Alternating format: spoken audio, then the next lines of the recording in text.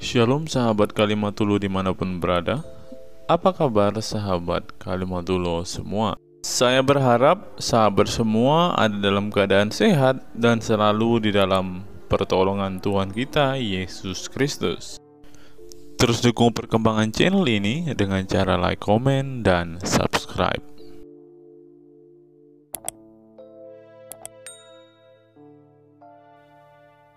Sedikit hartamu untuk si Edis ini. Nanti kau semakin, nanti agamamu semakin terbongkar loh. Anak yang sedang Nggak apa-apa. Kan sudah aku bilang kan, satu kali, dengar, satu kali, sebentar dulu Rijal. Satu kali kau nonton channel Edis TV, hatimu panas. Dua kali, kau sudah mulai penasaran. Ya kan, kau cari tahu nanti. Ketiga kali sudah mulai kau iyakan. Karena yang dia mau Edis TV itu benar. Keempat kali, udah ciri-ciri mau meninggalkan Islam. Nah ini Rijal ini, dia masih ada di level yang kedua. Dia sudah mulai penasaran dan mencari tahu ini. Ya kan? Dia antara level 2 dan level 3 mencari tahu dan mengiyakan. Coba Rijal, yang ku bilang itu betul semua nggak tentang agama Islam? Sebagian ada, sebagian. Mana yang salah? Mana yang salah? Coba. Yang salah mana? Bantu kamu dulu bentar ya, Enggak, yang salah mana? Yakinlah kalian. Tuh kan? Dia sudah bilang sebagian iya. Ku tantang dia membuktikan yang salah, enggak berani. Coba di mana yang salah? Rijal. Yang salah di mana? Yes. Kamu kan sudah mempelajari Islam 13 tahun kan? Benar kan? Benar, mempelajari Al-Quran sudah 13 tahun. Ya, terus? Baik, Dis. Aku ada pertanyaan sama kamu satu. Coba kalau memang 13 tahun, coba satu aja ya pertanyaannya ya. Kameramu mana? Baik. Ini. Pasti suruh baca huruf Arab. Karena apa? Karena mereka ini yang dipelajari cuma itu, baca huruf Arab. Baca ini. Makanya aku bilang apa? Mereka ini nggak pernah ngerti. Karena mereka ini sudah seperti robot yang disetting begini. Kau harus bisa baca huruf Arab supaya kau masuk surga. Coba baca dulu sebentar. Udah Rijal, udah kau di bawah Rijal. Udah kau di bawah. Sejak kapan saya pernah ngomong menghabiskan waktu saya untuk baca huruf cacing? Sejak kapan? Yang ada begini, dulu ceritanya begini. Dulu awal-awal saya belajar agama Islam, ya kan? Saya disuruh baca surat Al-Ikhlas, ya kan? Saya baca begini dulu. Qul huwallahu ahad, Allahu somad, lam yalid wa lam yulad gitu. Dimarahin saya. Bukan qul huwallahu ahad, tapi qul huwallahu ahad katanya. Harus harus begitu. Dalam hati saya, sialan nih orang. Saya mau belajar agama Islam dan Arab. Tapi orang Islam gitu, memang begitu. Otaknya udah dibikin begitu. Jadi ketika mereka baca Quran, mereka itu harus kol-kola. Harus gitu. Harus seperti orang Arab.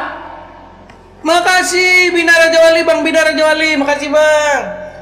Jadi ketika mereka baca Al-Quran, yang menjadi titik poin, yang menjadi aimnya, menjadi goalnya itu, menjadi tujuan utamanya itu adalah membunyikan huruf-huruf itu dengan logat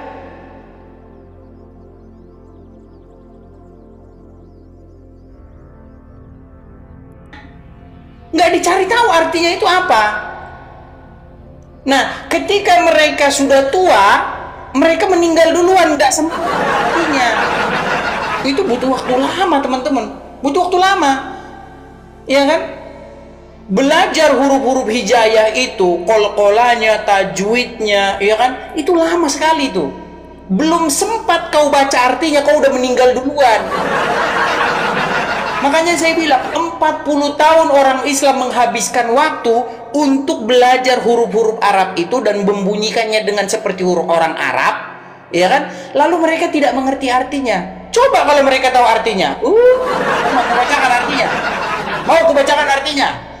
Surat Al-Ahzab ayat 50 sampai 51. Kamu boleh menggauli siapa-siapa yang kau kehendaki di antara mereka. Loh, artinya kayak begitu. Artinya tuh kayak begitu. Ya, dan perempuan-perempuan mukmin yang mau menyerahkan dirinya kepada Nabi, kalau Nabi suka, Nabi boleh mengawini. Itulah artinya. Kitab yang kau rela mati untuknya, kitab yang kau agung-agungkan, itu isinya kayak begitu. Isinya kayak begitu. Coba kau baca artinya. Ragu saya besok kau masih jadi orang Islam. Kok mana buktinya? Kok kau bilang mana buktinya? Buka surat Al-Ahzab nomor 50 dan 51. Di situ dikatakan, makasih Kak Veto. Di situ dikatakan apa? Dikatakan di situ bahwa perempuan-perempuan mukmin boleh menyerahkan dirinya, yang mau menyerahkan dirinya kepada Nabi, kalau Nabi mau mengawininya itu bisa. Lalu apa kata istrinya Muhammad? Karena ada ayat yang kayak begitu, apa istrinya Muhammad bilang? Aku tidak melihat Tuhanmu kecuali sigap menuruti hawa nafsu. Itu kata Aisyah. Istrinya Muhammad sendiri yang membongkar kelakuan Muhammad Tuhannya. Gimana kamu tuh? Menurut Aisyah, Allah itu tidak punya pekerjaan lain selain menuruti kehawa nafsunya Muhammad. Menurut Aisyah. Mau kau datang kemari, mau buktikan itu. Kalau saya bohong, kalau saya mengatakan fitnah, saya terjun dari Monas. Nggak usah lapor polisi, nggak usah. Saya yang langsung terjun dari Monas. Sembarangan. Ingat ya satu hal lagi. Menurut istrinya Muhammad, bahwa Tuhannya Muhammad tidak punya pekerjaan lain selain menuruti kemauan Muhammad, hawa nafsunya. Sembarangan kamu mengatakan. Loh, ini ada gambarnya. Jangan kau udah semua saya siapkan di sini. Ini ya. Biar kalian tahu nih. Nih peran Allah bagi Muhammad nih. Perannya Allah itu bagi Muhammad itu cuma satu. Menurut Aisyah. Nih.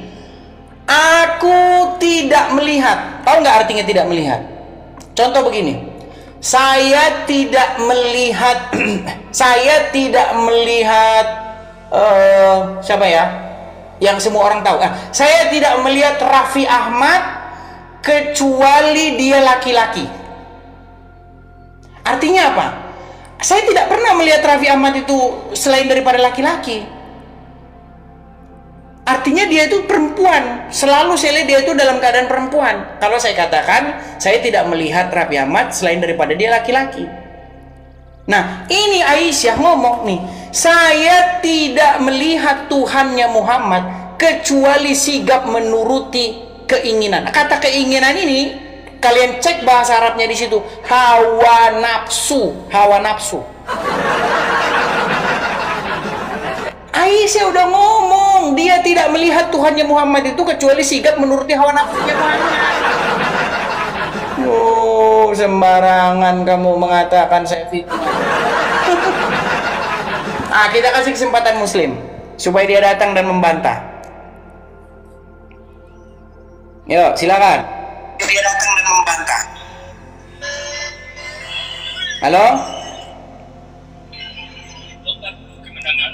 Halo? Rio Syahputra. Tunggu bentar bang, aktifin kameranya dulu. Ya silakan nyalakan kamera Anda. Kalau datang kemari mau diskusi ayo bantah. Saya kasih kesempatan ya. Ada 2.400 jamaah di sini.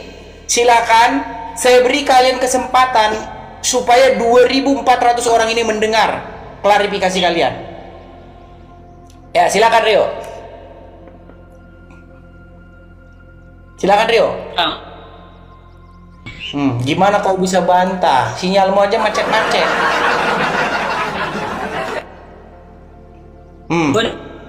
Gimana kau bisa ngomong? Sinyalmu aja macet-macet.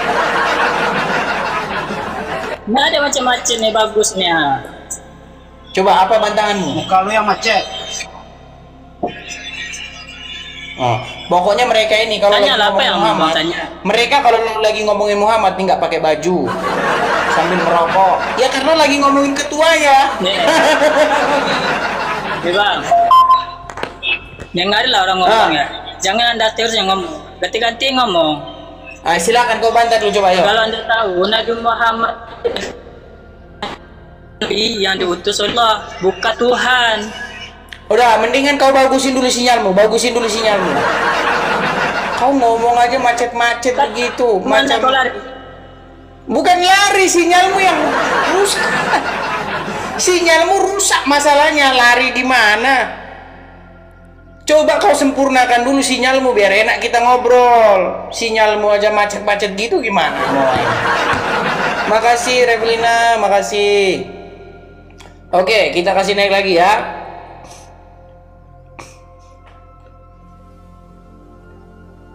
Rozizak. Halo. Ya Rozizak, sorry saya turunkan dulu kamu. Kamu belum bisa nyalakan kamera. Teman-teman pastikan kalau Anda mau naik ya, pastikan Anda sudah memenuhi kriteria untuk menyalakan kamera ya. Pepaya Bangkok.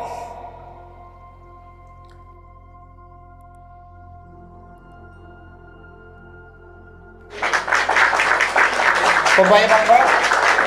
Teman-teman jangan lupa tap-tap layar ya, follow dan tap-tap layar. Teman-teman, hari ini nih karena kita malam minggu, jadi kita siaran 2 kali ya teman-teman ya. Malam minggu, siang ini dan nanti malam kita juga akan siaran teman-teman ya. Karena kita malam minggu, jadi kita siaran 2 kali ya teman-teman ya. Malam minggu. Pepaya Bangkok.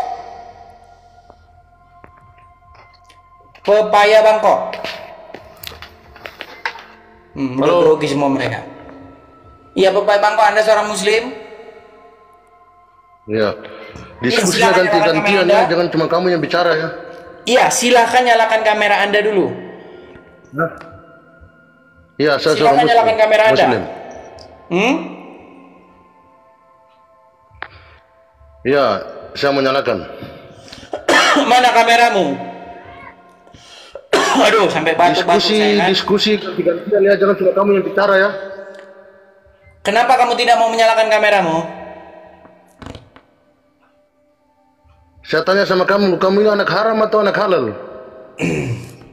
Baik, kita turunkan ya, karena dia tidak mau menyalakan kamera. Seperti saya bilang, udah saya bilang, kalau kamu muslim, kamu naik kemari, kamu bawa jawaban, jangan kamu bawa kejang-kejang. Ini loh 2.400 orang nunggu nih, penasaran nih, apa jawaban kita ini. Dia bilang katanya Aisyah istrinya Muhammad mengatakan ini tertulis nih. Makanya kalau saya ngomong sudah saya bilang, kau tangkap layar, kau periksa omongan saya bilang ini. Sahih Bukhari 4414. Kan sekarang zaman Google, zaman internet. Kalau kau nonton TikTok, yang kau tonton jangan gini, goyang-goyang skateboard begini. Yang kau tonton goyang skateboard. Atau kau nontonnya Raffi Ahmad takut makan rambutan. Gimana kau bisa tahu? Yang ngomong itu istrinya Muhammad sendiri, Aisyah namanya. Dia ngomong bahwa Tuhannya Muhammad itu, dia nggak pernah lihat Tuhannya Muhammad itu kecuali sigap menuruti hawa nafsunya Muhammad. Itu yang ngomong Aisyah sendiri, bukan saya. Sejak kapan saya, orang saya ketemu sama Muhammad aja kagak. Itu sehubungan dengan adanya isi ayat Al-Quran yang mengatakan bahwa wanita-wanita mukmin yang mau menyerahkan dirinya kepada Nabi kalau Nabi suka bahwa Nabi boleh mengawininya. Kau bayangkan itu. Nah, Aisyah ngomong, aku tidak melihat Tuhanmu kecuali begitu sigap menuruti hawa nafsu. Aisyah yang ngomong. Buku yang kau bangga-banggakan isinya tentang perempuan-perempuan yang mau menyerahkan dirinya kepada Muhammad, maka Muhammad mengawininya. Itu isinya. Apa itu kaitannya dengan imanmu itu apa? Saya tanya. Apakah itu menambah imanmu? Masuk surga kalau kau baca itu. Wanita yang mau menyerahkan dirinya kepada Nabi kalau Nabi mau mengawininya. Gitu. Terus kau masuk surga gara-gara kau baca itu. Coba kau pikir dulu gitu loh. Kau jangan panas, jangan kau panas. Kan memang seperti itu. Kalau kalian baca Quran kan begitu. Kalau bahasa Arabnya kan A'udzu billahi minasy syaithanir rajim. Ya. Kau baca itu surat Al-Ahzab 50 dan 51 itu.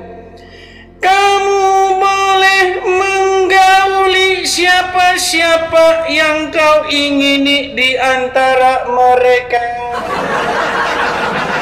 Dan kamu boleh menggauli siapa-siapa yang kau ingini. Loh, memang itu kok isinya. Coba kau baca terjemahannya. Betul nggak? Sekarang buka surat Al-Ahzab 50 dan 51. Kok kau bilang saya bohong, gimana sih? Mau saya bukakan? Saya bukakan ya. Nih, surat Al-Ahzab ayat 51, ayat 50. Biar saya bukakan sama kalian. Kalian baca Quran, baca Arabnya, mana kalian tahu? Gimana? Nih, surat Al-Ahzab ayat 50 dan 51. Kita mulai ya. Nih. Ya ayyuhan nabiyyu, wahai nabi, sesungguhnya kami telah menghalalkan bagimu istri-istri yang kamu berikan mas kawinnya dan hamba sahaya yang kamu miliki, yang termasuk apa yang kamu peroleh dalam peperangan. Jadi Muhammad kalau perang dia dapat di situ, dapat hamba sahaya. Hamba saya itu bahasa yang halus, budak-budak. Budak-budak itu dihalalkan itu dihalalkan. Apa maksudnya dihalalkan? Masa mau ku pakai bahasa-bahasa di sini? Jangan kan?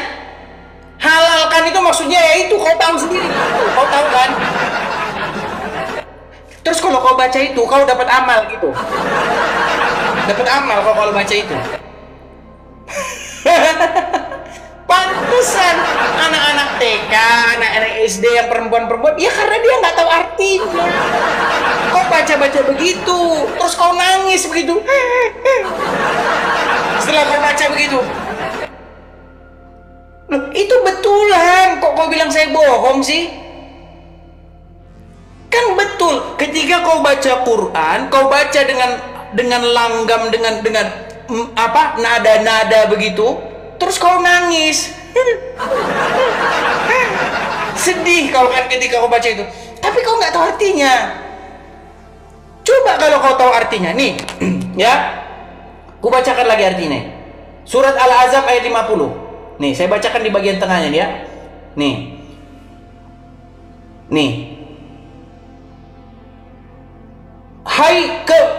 Nih, kamu dan perempuan-perempuan mukminin ya, sesungguhnya Allah telah menghalalkan bagimu ya, bla bla bla, banyak sekali nih ya, anak-anak perempuan dari saudara ibumu yang turut hijrah bersamamu, dan perempuan-perempuan mukmin yang mau menyerahkan dirinya kepada Nabi kalau Nabi mau mengawininya. Dihalalkan sama Allah. Allah menghalalkan perempuan mukmin kalau mau menyerahkan dirinya kepada Muhammad, kalau Muhammad suka, Muhammad boleh mengawininya. Nah, apa kata istrinya Muhammad? Nih, istrinya Muhammad ngomong begini nih. Di dalam Sahih Bukhari 4414, tanggapan istri Muhammad apa? Aku tidak melihat Tuhanmu kecuali begitu sigap menuruti hawa nafsumu. Aisyah yang ngomong bahwa Tuhannya Muhammad itu kerjanya nggak ada yang lain daripada sigap menuruti hawa nafsunya Muhammad. Gimana kau? Sembarangan kau mengatakan saya menista, mengada-ngada. Yang saya katakan itu semuanya benar. Ayo, saya beri lagi kesempatan. Muslim saya beri kesempatan untuk naik dan membantah. Ayo, Cahaya Cantika, ayo. Dibilang matamu katanya. Sembarangan saudara mengatakan saya fitnah. Makanya si Juma, Yusuf PI itu nggak berani ngadepin saya. Ini lawan berat nih. Bahaya ini kalau kita hadapin ini umat bisa bubar ini.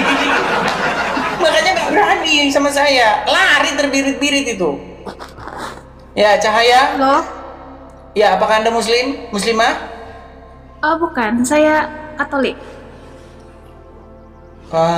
Tapi di sini saya khusus mengundang yang Muslim ini.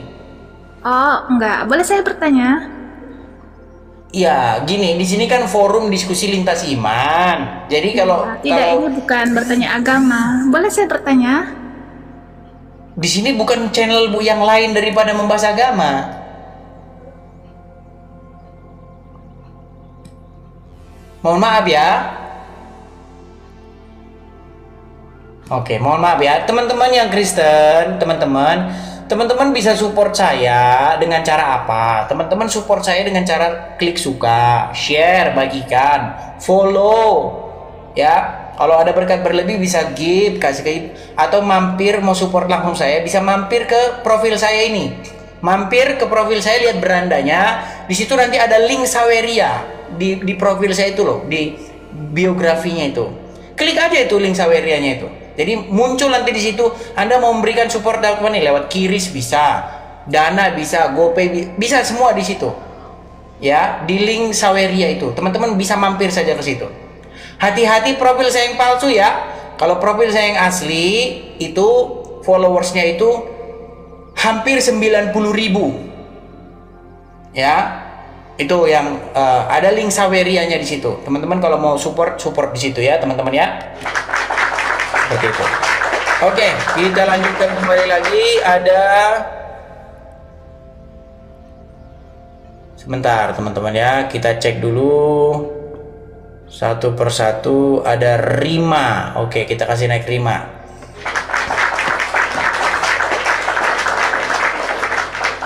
Iya, yang saya katakan semua benar. Makasih Dev, makasih Dev.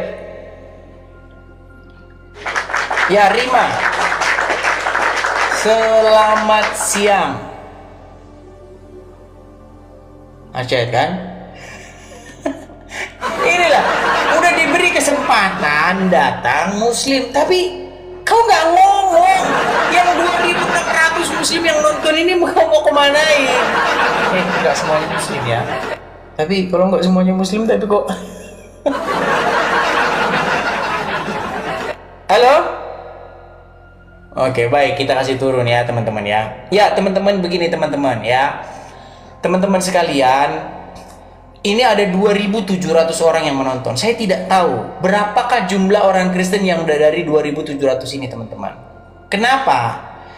Karena ketika saya mensupport seperti itu teman-teman, yang support itu ya, kalau kalian tahu ya, yang support itu jumlah, kan ada tuh di TikTok ini bagannya, ada ininya. Nah, yang support itu teman-teman nggak lebih dari 0,00 sekian persen.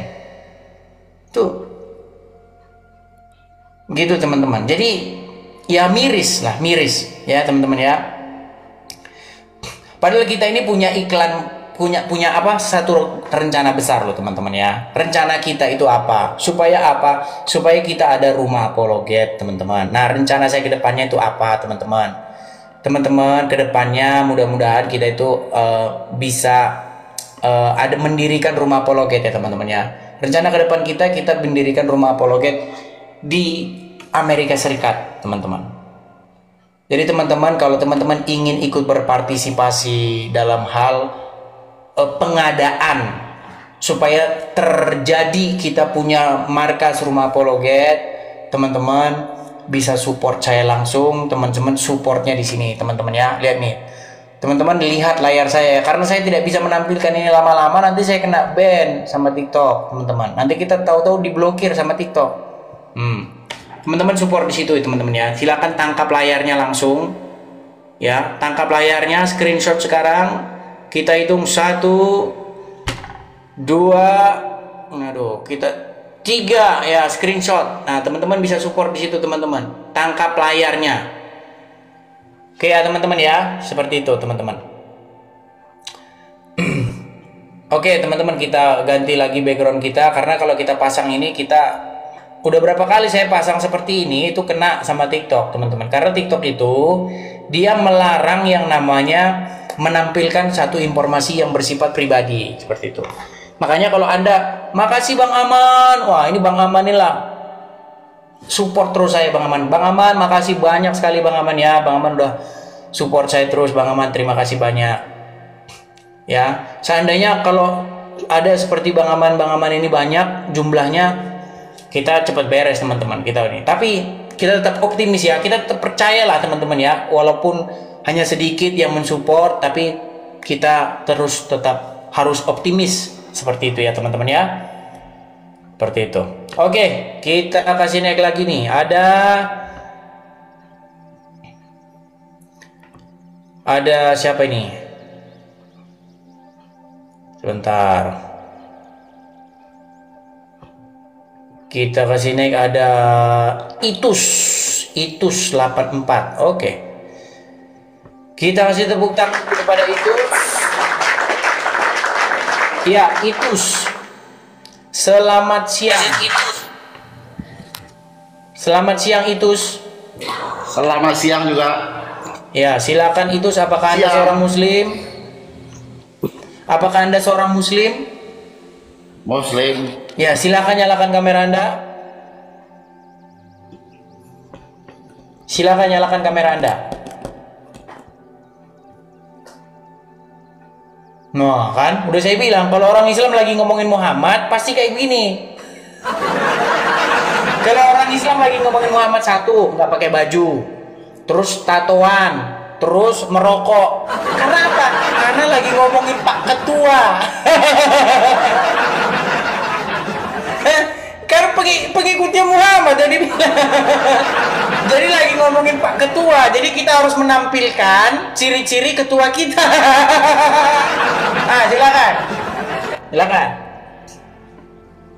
Silakan itu mikrofonmu dinyalakan dulu, mikrofonmu nyalakan dulu, Itus. Kau badan saja yang besar, otak kecil. Silakan Itus. Silakan. Ya, silakan. Silakan. Siang Bang. Iya, selamat siang Itus. Silakan Itus. Apa yang mau Anda utarakan Itus? Dulu saya Islam, sekarang udah Katolik. Oh, dulu Islam, sekarang Katolik. Dulunya Kenapa Islam, kau sekarang meninggalkan Islam? Iya. Kenapa kau meninggalkan Islam? Dulu saya orang Katolik. Oh, Istri begitu. saya orang Katolik.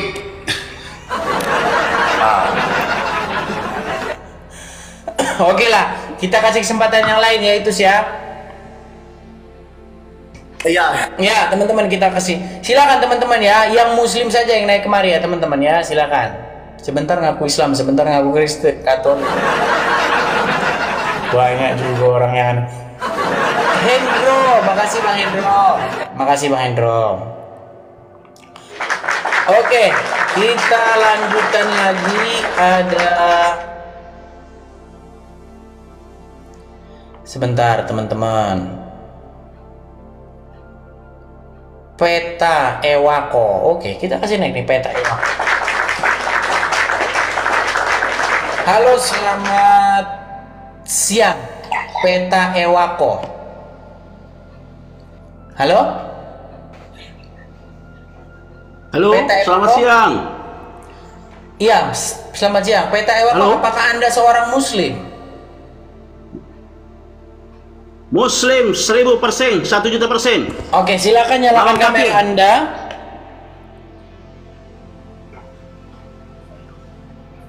Silakan nyalakan kamera Anda, Peta Langsung Ewako. saja. Kalau Anda ingin Saya tanya. Kenapa Bible banyak sekali macamnya? Oke, kita ada yang invite, jadi kita tunggu ya. Ada yang invite. Kalau orang nggak nyalakan kamera itu, kita menyanyikan si Wafi ini saja. Ya, silakan Wafi.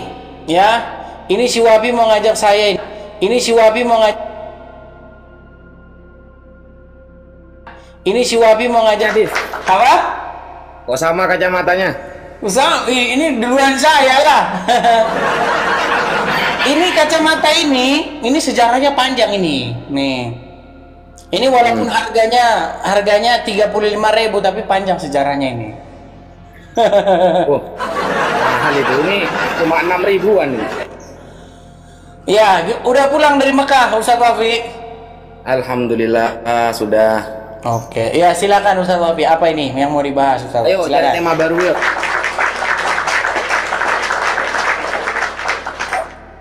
Apa? Tema baru? Cari tema baru. Apa Ya. kira-kira? Ini kan hampir Natal kan, Natal kan. Jadi pastinya rame tuh, umat Islam rame tentang ucapan selamat Natal dan lain sebagainya. Kita bahas hal-hal yang kaitan dengan Natal aja. Oke, boleh. Oke. Silakan. Saya dulu atau kamu dulu? Karena Pak Ustadz yang mengundang, karena Pak Ustadz yang membuat tema, jadi supaya saya mengerti, silakan Pak Ustadz dulu. Oke. Silakan. Bismillahirrahmanirrahim. Assalamualaikum warahmatullahi wabarakatuh. Sahabat muslimin yang dirahmati oleh Allah dimanapun kalian berada, dan teman-teman Kristen semua setanah air. Jadi begini, tanggal 25 Desember itu masyhur disampaikan oleh mayoritas, meskipun tidak semua ya, mayoritas umat Kristen bahwa 25 Desember itu kelahiran Nabi Isa atau Yesus. Kalau di penanggalan, kalau di kalender dulu namanya Isa Al-Masih, kalau sekarang dirubah Yesus Kristus. Nah, pertanyaan saya begini, kita sekarang berbicara tentang spesifikasi Tuhan, ya, tentang sifat-sifat Tuhan. Pantaskah ketika ada Tuhan itu dilahirkan, Mas Edis? Atau jangan-jangan Mas Edis tidak setuju kalau Yesus itu Tuhan? Karena saya dengar-dengar Mas Edis ini dari aliran Unitarian ya, yang tidak meyakini bahwa sosok Yesus itu Tuhan atau bagaimana lah, itu nanti Mas Edis sendiri yang akan menerangkan. Bagi kami umat Islam, yang namanya Tuhan itu tidak dilahirkan, Mas Edis. Jadi jangan kemudian Mas Edis mengait-ngaitkan dengan Nabi Muhammad SAW, karena sering ada orang Kristen yang mengatakan Nabi Muhammad ini adalah Tuhan bagi umat Islam. Yang namanya Tuhan, spesifikasinya di dalam Islam itu tidak dilahirkan dan dia tidak mati.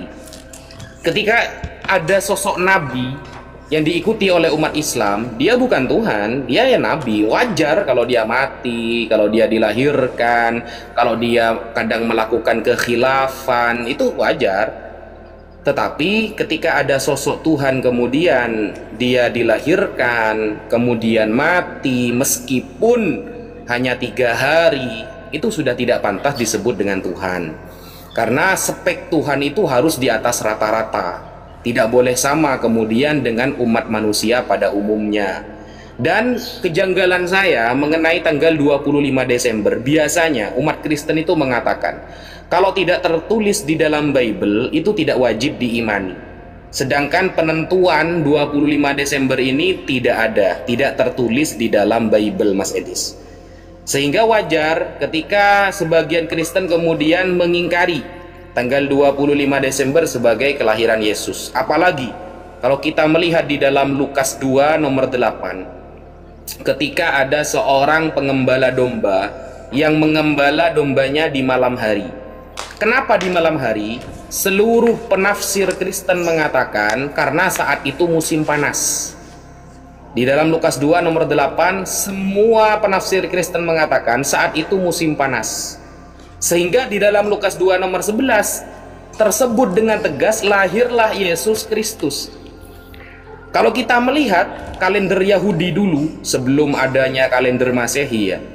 Kalender Yahudi menyebutkan kayak Elul, Tevet dan lain sebagainya. Musim panas itu ada di bulan Juli sampai September. Kalau kita kaitkan dengan Masehi, bukan di bulan Desember. Malah bulan Desember itu dari dulu kalender Yahudi adalah musim dingin. Sedangkan Lukas 2 nomor 11 itu menarasikan Yesus lahir di musim panas. Ini kan dari jenis musimnya sudah tidak masuk akal gitu loh. Dan kenapa 25 Desember ini kemudian banyak dewa-dewa yang dilahirkan di bulan tersebut? Nanti saya kasih datanya ya. Saya kasih data bahwa ada sebagian dewa-dewa itu yang lahirnya pas dalam 25 Desember.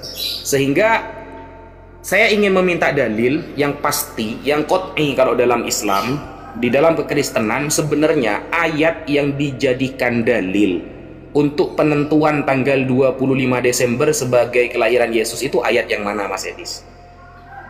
Yang kemudian ayat itu nanti akan mengarah kepada tanggal tersebut dipaskan dengan tanggal di zaman Yahudi sebelum adanya Masehi.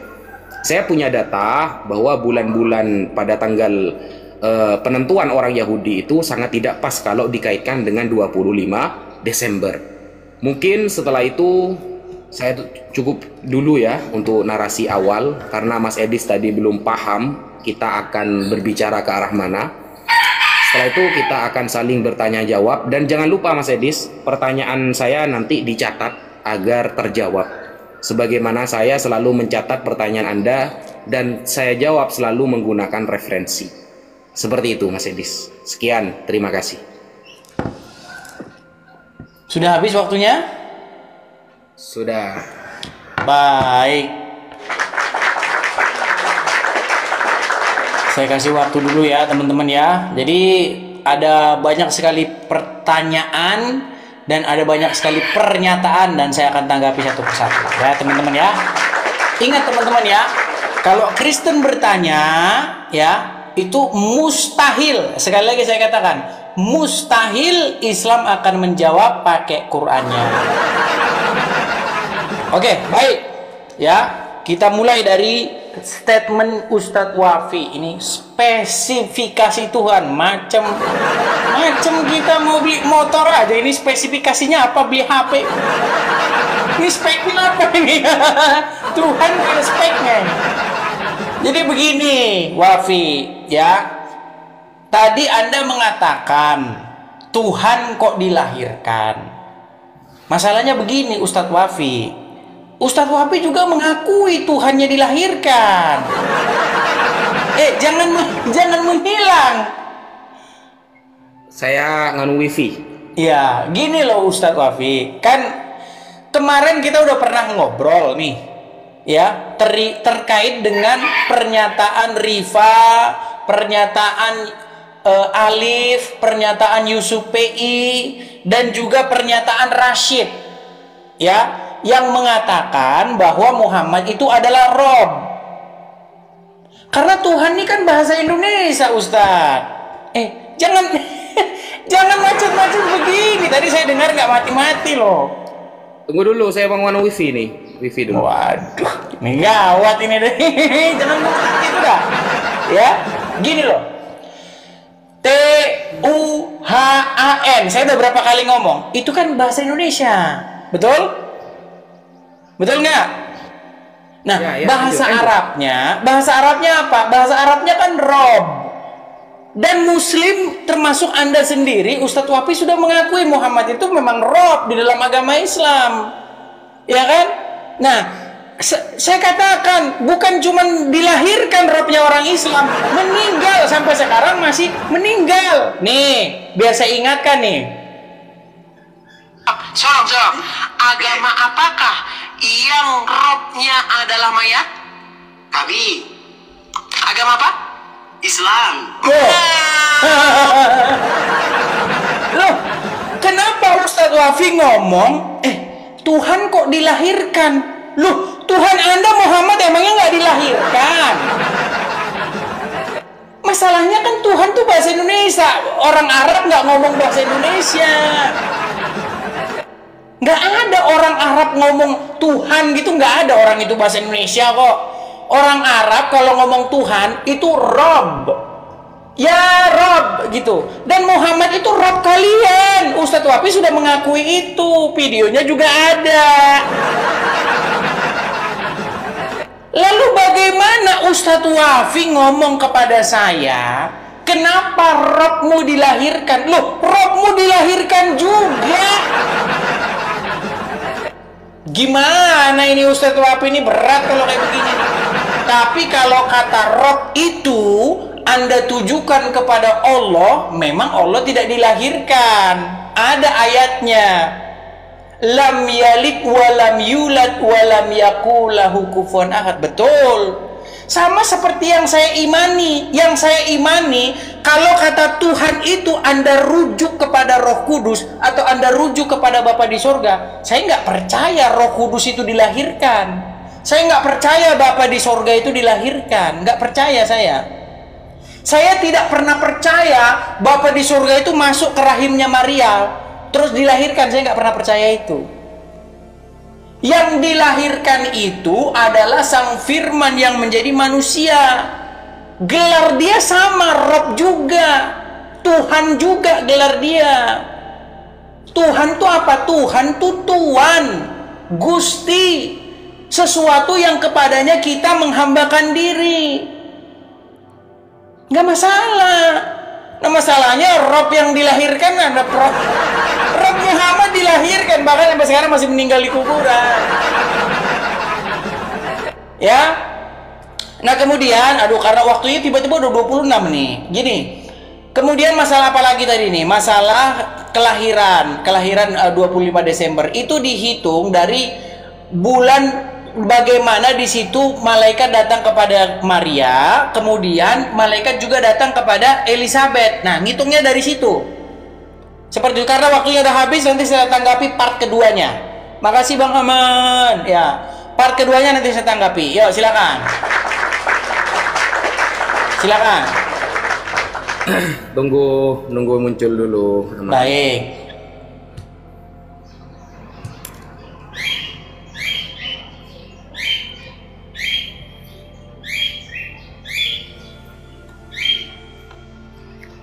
Oke, bismillahirrahmanirrahim. Saya kira Mas Edis ada perkembangan, sudah mulai banyak diskusi. Ternyata ya itu aja, guys. Mohonlah Mas Edis, gini, kita kembangkan perdiskusian kita itu dengan merujuk kepada para ahlinya, Mas Edis. Sampean ya, Anda ketika berdiskusi dengan 1000 orang Islam pun, tapi yang Anda hadapi yang nggak pernah ada di pesantren, yang Anda hadapi yang nggak bisa baca kitab kuning, yang Anda hadapi yang nggak paham tafsir, lalu Anda bangga gitu dengan jawaban mereka? Ya tidaklah saudara. Anda itu sebenarnya harus bangga ketika melawan salah satu orang yang paham tafsir, lalu dia membenarkan perkataan Anda. Itu keren gitu loh. Kalau cuma yang dihadapi kelas TikTok yang nggak pernah ada di pesantren lalu dibangga-banggakan, apa ini? Dan mana datanya gitu loh. Saya nunggu data dari tadi loh. Kalau cuma bernarasi saya bisa, Mas Edis. Bener ya, saya kalau cuma bernarasi seperti Anda saya bisa. Kalau Anda mengaitkan contohnya Nabi Muhammad sebagai Rob, ya itu sudah jauh, sudah saya jawab dengan data, saya jawabnya. Bahkan Anda lupa bahwa di dalam kitab Anda berulang 2 kali menjadikan selain Yesus sebagai Rob. Kita buktikan, Mas Edis, kita buktikan menggunakan bahasa Arab langsung. Sampean kan nggak bisa nih bahasa Arab, saya pakai Bible Anda pakai bahasa Arab lagi, kan keren. Nah, Anda buka ya Kolose 5 nomor 22. Kita pakai bahasa Arabnya nanti ya. Hai istri, tunduklah kepada suamimu seperti kepada Tuhanmu. Menjadikan suami sebagai Tuhan bagi istri. Kita lihat bahasa Arabnya, Mas Edis. Ayyuhan nisa, akhdi'na lirijalikunna kama lirabbi, cedian, harus gini loh. Selamat datang di kebenaran. Harus gini kalau ngomong data itu Mas Edis. Yang menjadikan Rob bagi suami kepada istrinya adalah siapa? Bible Anda Mas Edis. Karena suami adalah kepala, istri sama seperti Kristus. Bayangkan, setingkat dengan Kristus Mas Edis, adalah kepala jemaat. Dialah yang menyelamatkan tubuh. Karena itu sebagaimana jemaat tunduk kepada Kristus, demikian. Mari kita simak apa yang diungkapkan oleh profesor dan cendekiawan muslim yang satu ini. Kita kutip dalil liputan 6 teman-teman. Quraisy Shihab mengatakan, tolong jangan pilih ustadz yang suka memaki. Kai Haji Quraisy Shihab ibaratkan begini. Nah teman-teman, ternyata ada juga ustadz-ustadz yang suka memaki-maki teman-teman. Bisa jadi ini adalah salah satu oknum yang dikatakan oleh Habib Kribo tadi teman-teman, dimana mereka seakan-akan orang yang paling beriman, paling beragama, dengan kepalanya ada titik hitam dan juga jenggotnya sampai panjang ke lantai, kata Habib Kribo tadi kan teman-teman. Di era modern ini ketika ceramah agama mudah diakses melalui berbagai media, umat Islam dihadapkan pada pilihan beragama, ustadz atau penceramah yang dapat mereka ikuti. Namun tidak semua pendakwah menggunakan cara yang sejuk dan penuh hikmah dalam menyampaikan pesan agama. Menanggapi fenomena ini, wah ini ternyata sebuah fenomena nih teman-teman, berarti sudah sering terjadi nih teman-teman. Profesor Kiai Haji Quraisy Shihab, seorang cendekiawan muslim, terkemuka menekankan pentingnya memilih ustadz yang tidak memaki-maki dalam dakwahnya. Quraisy Shihab mengingatkan bahwa dakwah adalah ajakan kepada kebaikan yang harus disampaikan dengan cara yang baik pula. Ia menekankan pentingnya mencontoh akhlak Nabi Muhammad SAW yang selalu lemah lembut dalam menyampaikan ajaran Islam. Mengutip sabda Nabi Muhammad, barang siapa yang beriman kepada Allah dan hari akhir, hendaklah ia berkata baik atau diam. Ayahanda presenter Naswa Shihab menegaskan bahwa ini adalah pedoman penting bagi para pendakwah. Kata-kata yang baik dan penuh hikmah lebih efektif dalam menyentuh hati dan menggerakkan orang untuk berubah ke arah yang lebih baik. Dalam dakwah, seringkali ditemukan penceramah yang menggunakan kata-kata yang keras dengan alasan untuk menegur atau mengingatkan umat. Namun, Profesor Quraisy Shihab mengingatkan bahwa cara ini justru bisa menimbulkan antipati dan menjauhkan orang dari ajaran agama Islam yang seharusnya penuh kasih sayang dan rahmat. Menukil Islam.co, Quraisy Shihab menjelaskan hal yang menarik ketika ditanya seseorang terkait kriteria ustadz yang tepat untuk dijadikan panutan atau sebagai penceramah. Mantan rektor lain, sekarang UIN, Syarif Hidayatullah Jakarta, ini menjelaskan dengan penuh kasih ibarat seorang bapak menasihati anaknya. Pilihlah ustadz yang menganut paham moderat. Anda tidak akan mendengar makian, tutur mantan Menteri Agama ke-16 masa Presiden Soeharto ini. Quraisy Shihab menjelaskan bahwa ustadz yang wasatiyah akan terbuka untuk dikritik dan tidak fanatik dengan satu pandangan dan menilai pandangan yang orang lain salah. Quraisy Shihab menjelaskan bahwa ustadz wasatiyah akan terbuka untuk dikritik dan tidak fanatik dengan satu pandangan dan menilai pandangan orang lain salah. Ustadz yang wasatiyah memahami bahwa jalan menuju agama itu besar dan memiliki jalan-jalan kecil untuk menuju jalan besar itu. Karena dalam rincian ajaran agama yang Tuhan tanyakan adalah hasilnya, misalnya 5 tambah 5 10, tapi bisa juga 7+3 lanjutnya. Salah satu ciri ustadz yang wasatiyah menurutnya adalah berpengetahuan luas. Ustadz yang berpengetahuan luas akan mampu menilai dan menghargai suatu pendapat, sedangkan ustadz yang sempit pengetahuannya akan mudah menyalahkan. Semakin luas pengetahuan seseorang, semakin besar toleransinya. Semakin sempit, semakin bodoh tandasnya. Nah, teman-teman muslim, silahkan kalian mau milih ustadz yang modelnya seperti ini. Karena ustadz yang berilmu itu seperti yang dikatakan oleh Bapak Quraisy Shihab ini, bahwa mereka pasti adalah orang yang sangat toleransi. Tetapi jika ustadzmu kamu dapati tidak bisa bertoleransi atau orang yang intoleran, maka mereka bisa dikatakan ustadz yang BODOH, kata Quraisy Shihab. Nah, pertanyaannya adalah, apakah Zuma termasuk standar ustadz yang baik atau ustadz yang toleran? Mari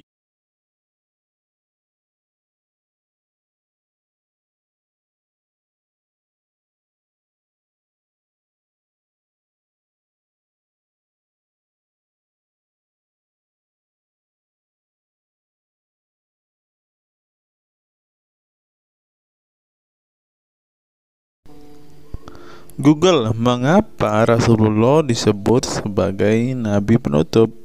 Apa alasannya? Alasannya mengapa Nabi SAW disebut Rasul terakhir adalah karena Allah SWT telah menunjukkan langsung sebagai penutup para nabi dan rasul.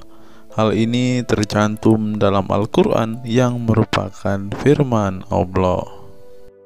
Di sini dituliskan, mengapa Muhammad atau Nabi SAW disebut Nabi terakhir? Mari kita baca ya.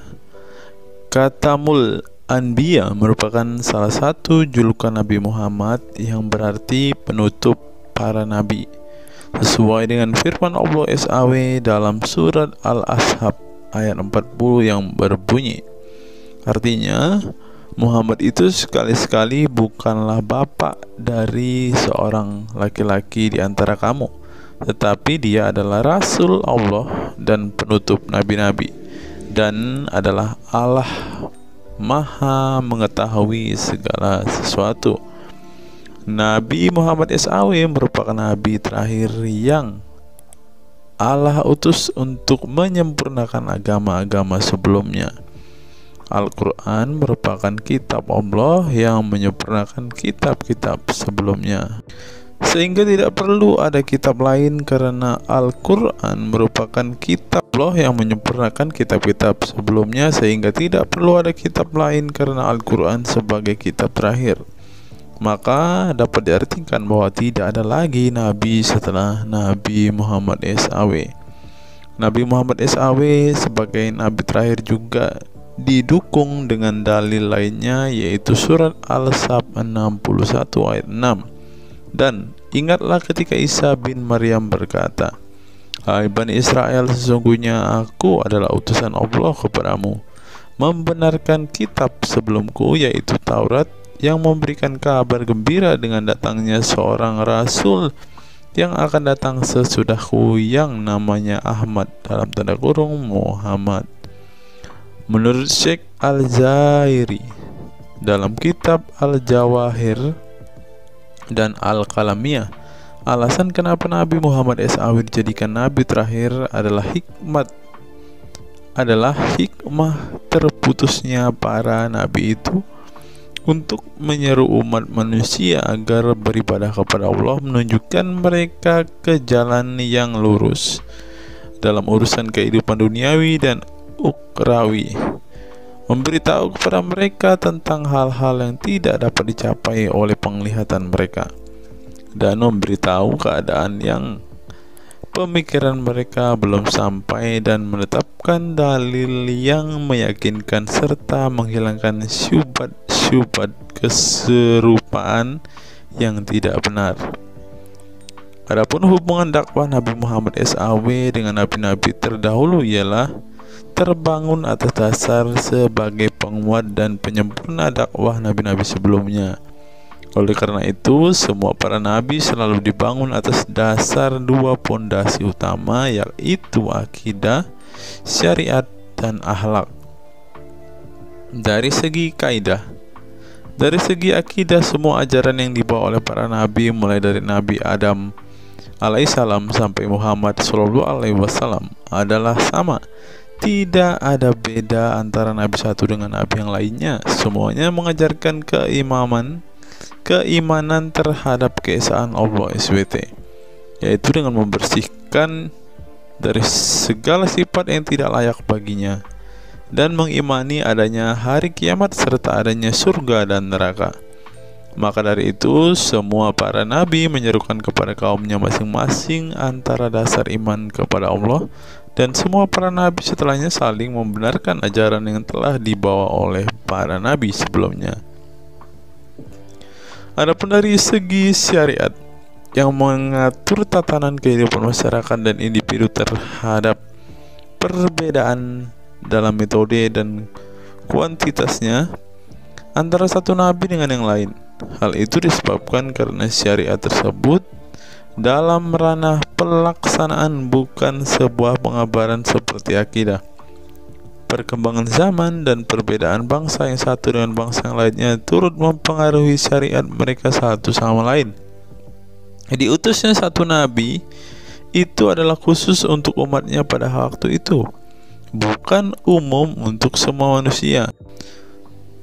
Sebuah hukum syariat terbatas dalam ruang lingkup yang sempit sesuai dengan umatnya pada waktu itu secara khusus. Nah, dari bagian pertama ini kita mengetahui teman-teman mengapa Rasulullah ini dikatakan sebagai nabi penutup, karena Rasulullah juga mengajarkan kepada keesaan Allah, teman-teman. Nah, seperti yang terus di sini. Semuanya mengajarkan keimanan terhadap keesaan Allah SWT, yaitu dengan membersihkan dari sifat segala yang tidak layak baginya dan mengimani adanya hari kiamat dan adanya surga dan neraka. Salah satu alasan mengapa Rasulullah disebut sebagai nabi penutup adalah ini, teman-teman. Mari kita lihat fakta berikutnya. Menurut kumparan, teman-teman, alasan mengapa Rasulullah SAW disebut nabi terakhir, teman-teman. Mari kita simak ya. Saya berharap teman-teman tidak bosan mendengar setiap fakta-fakta yang kita bukakan ini, karena dengan melihat fakta-fakta ini setidaknya kita belajar, teman-teman, dan dapat memaklumi mengapa sih saudara-saudara muslim kita itu sangat-sangat menjunjung tinggi Rasulullah, teman-teman. Mari kita simak. Nabi Muhammad SAW adalah nabi yang ke-25 dalam Al-Quran. Sebagai umat Islam, kita diwajibkan mempercayai bahwa tidak ada rasul lain setelah kematian Nabi Muhammad SAW. Sebenarnya, mengapa Nabi SAW disebut rasul terakhir? Bukan tanpa alasan Allah SWT memilih Nabi Muhammad SAW sebagai rasul terakhir, sehingga kita dilarang untuk mempercayai bahwa adanya rasul setelah Nabi Muhammad SAW meninggal dunia, bahkan sampai memiliki cara pandang berbeda dengan beliau. Nah, jadi teman-teman kita, saudara-saudara kita tidak percaya ada nabi setelah Nabi Muhammad, teman-teman. Terlebih ada yang nabi yang membawa ajaran-ajaran yang berbeda dari apa yang diajarkan oleh Rasulullah. Berikutnya, alasan dibalik Nabi Muhammad SAW disebut rasul terakhir. Nabi Muhammad SAW ditunjuk menjadi rasul terakhir Allah SWT dan mendapatkan Al-Quran yang merupakan kitab sempurna dari kitab-kitab sebelumnya. Nah, mereka percaya juga kitab mereka adalah kitab yang paling sempurna, karena kitab-kitab sebelumnya tidak sempurna, maka disempurnakan oleh Al-Quran, teman-teman. Artinya, wahyu yang sudah diterima Nabi Muhammad SAW sudah terputus sejak beliau meninggal dunia. Ibnu Katsir menjelaskan, ini merupakan nikmat Allah Subhanahu wa Ta'ala yang terbesar atas umat ini. Allah Subhanahu wa Ta'ala telah menyempurnakan untuk mereka agama mereka. sehingga mereka tidak lagi membutuhkan agama selain agama mereka. Mereka tidak pula membutuhkan nabi selain nabi mereka. Oleh karena itu Allah Subhanahu wa taala menjadikannya sebagai penutup para nabi. Allah Subhanahu wa taala mengutus beliau kepada manusia dan kepada jin. Nah, jadi teman-teman, Rasulullah juga bukan hanya dikirim kepada umat muslim, kepada manusia-manusia yang percaya dan memutuskan untuk memeluk agama Islam saat ini, ternyata juga kepada para jin, teman-teman. Allah Subhanahu wa taala berfirman, artinya Muhammad itu sekali-kali bukanlah bapak dari seorang laki-laki di antara kamu, tetapi dia adalah Rasulullah dan penutup nabi-nabi, dan adalah Allah Maha mengetahui segala sesuatu. Dikutip dari buku situs-situs dalam Al-Quran oleh Syarifuddin Al-Fikri, para ahli bahasa memberikan makna terhadap kata ma dalam surat Al-Ahzab ayat 40 dengan al-istitsaku wal ma'u, yang artinya memastikan dan menolak sesuatu, sehingga Al-Quran menyebutkan bahwa Nabi Muhammad SAW sebagai khatam an-nabiyin, artinya pasti tidak ragu beliau seorang nabi terakhir dan menolak orang mengaku di kemudian hari. Adapun alasan dibalik Nabi Muhammad SAW sebagai Rasul terakhir dijelaskan oleh Syekh Al-Zairi dalam Al-Jawahir Al-Kalamiyah.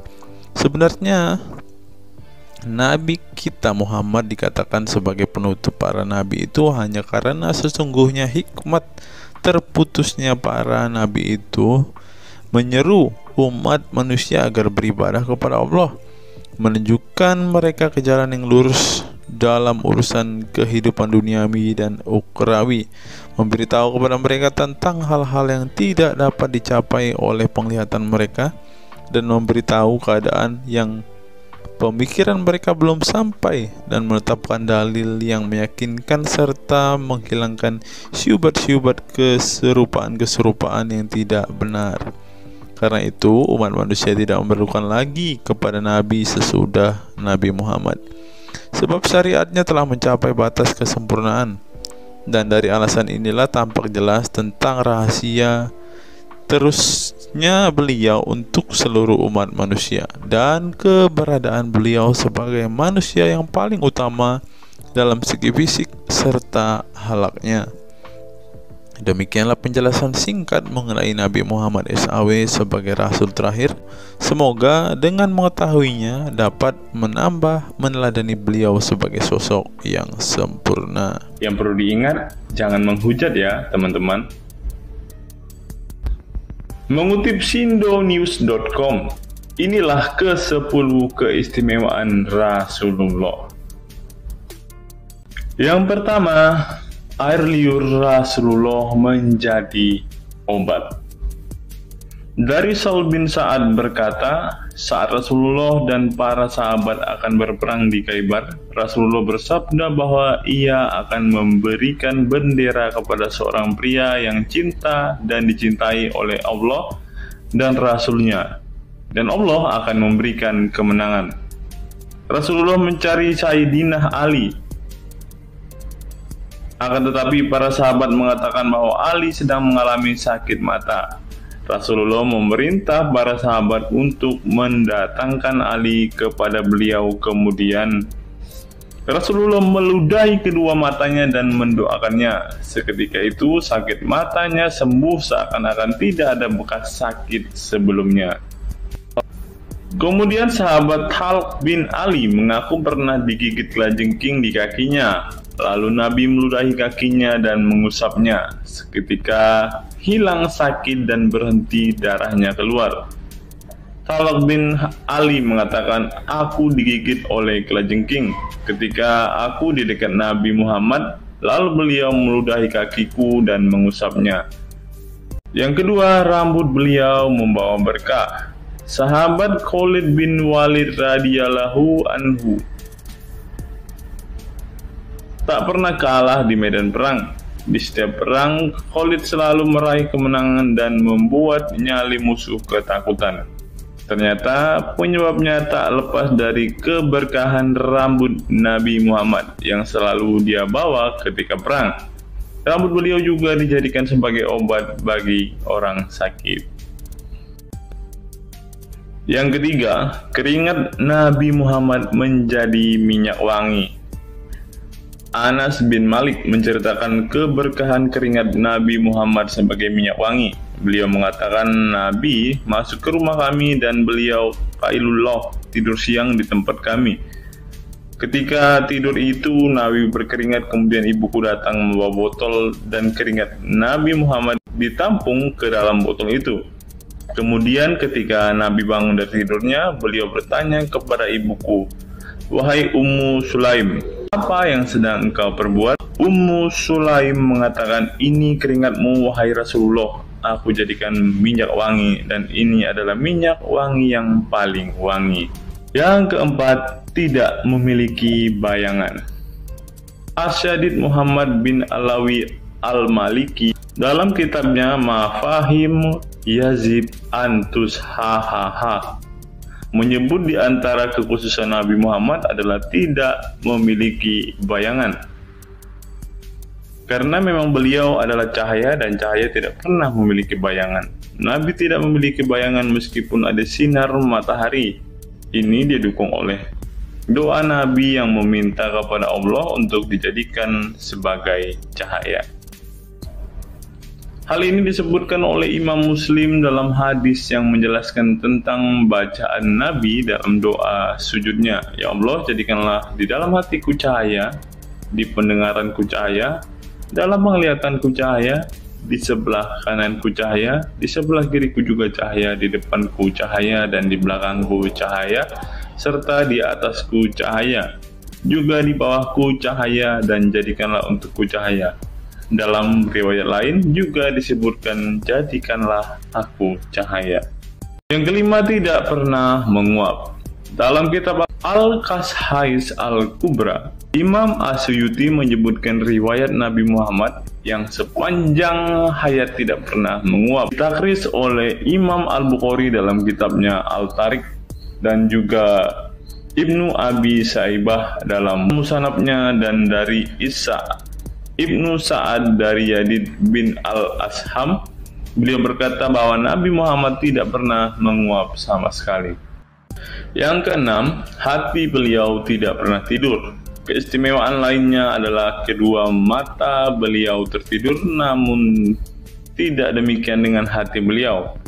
Suatu waktu Nabi Muhammad pernah ditanya oleh istrinya Sayyidah Aisyah tentang tidurnya selepas sholat witir.